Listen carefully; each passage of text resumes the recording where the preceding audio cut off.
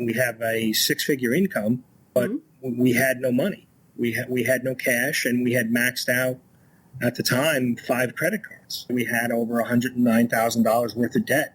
It was really kind of a rock bottom moment, and realized that, we really needed to make a change, or we just could not continue on the path we were with the money we were spending.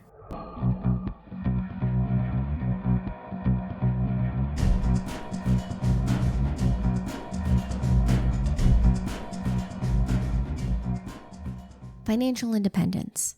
Sounds good, right? More options, a sense of security, but the road can seem bumpy. Depending on where you're starting from, it can be hard to imagine. It can seem impossible to get to that point. That's why over the next 10 episodes, we'll look at the steps to becoming financially independent. We'll be hearing from past guests and sharing some extra stories that haven't been released on the podcast before. Each couple has had to struggle with different obstacles and figure out a strategy that made sense to them. But there are a few principles that have helped out. One of the first is knowing and owning up to your numbers, which, as you heard from Brian at the beginning, isn't always pretty. He and his wife had a wake-up call years ago.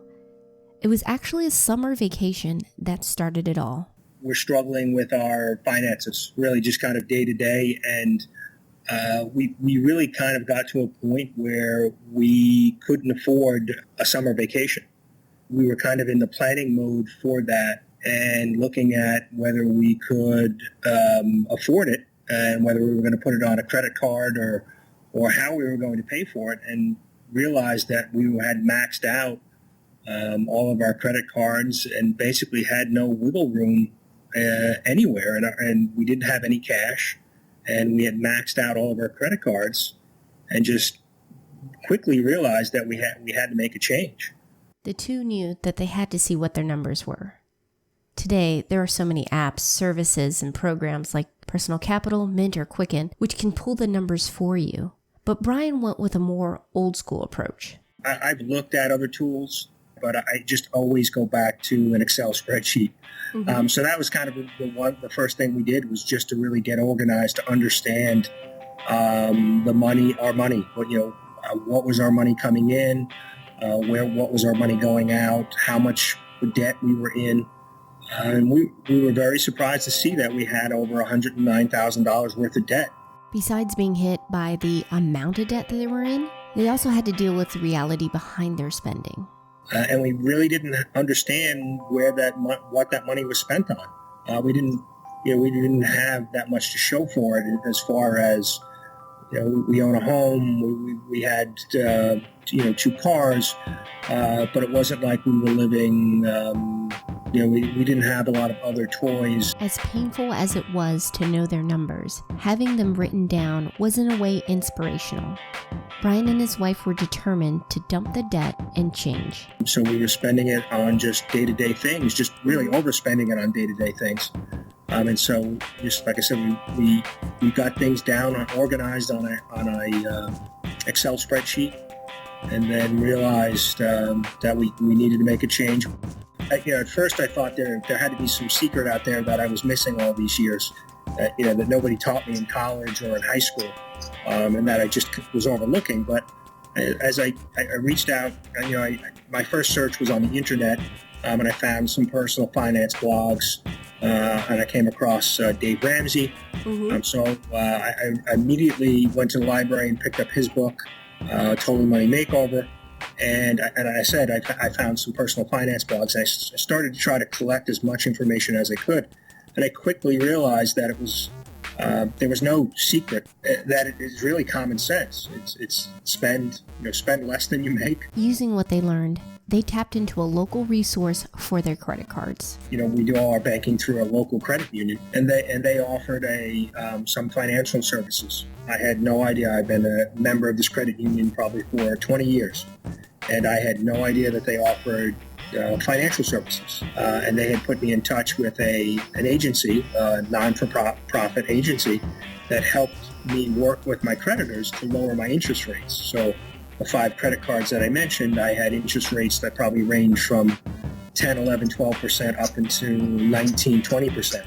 So they were able to work with those creditors with me to lower that to maybe 1% to 2%, so that more of the money that I was paying on those credit cards was going towards the principal as opposed to interest. They also reviewed all of their expenses and started cutting back, and in some cases eliminating. Well, one of the things we first did was just look at some luxury items in our budget, looking at things like I had a satellite radio subscription because I commute to work, and that was a luxury item. That was a want. It wasn't a need. That was one of the things we canceled. We had a GameFly subscription for our kids. It's kind of like a Netflix where they send video games in the mail, and that was a monthly subscription. We canceled that. We looked at things like that. We looked at the money we were spending at eating out. Things like lunches. Instead of taking my lunch, I was buying lunch out. So we looked at just ways that we could cut and save money in our existing budget. Looking at the other side of the equation, they also earned more. So at the time, my wife was not working. She ended up going back to work, and to increase our income so that we had more money to be able to put on our debt snowball and throw out our debt. And so my wife started with a part-time job, maybe 15, 20 hours a week. And then that grew into another position with another company. It took over 4 years, but they made it. Dumping the debt has been a boost not only for their finances, but their family. And Brian believes it was sitting down and knowing their numbers that pushed them to stay on course. I mean, that was key for us, just putting our information down on paper, or for us, like I said, an Excel spreadsheet, just understanding the big picture, how much money's coming in, how much money's going out, just understanding, where you are and being organized. That's important. And then from there, you can develop your plan.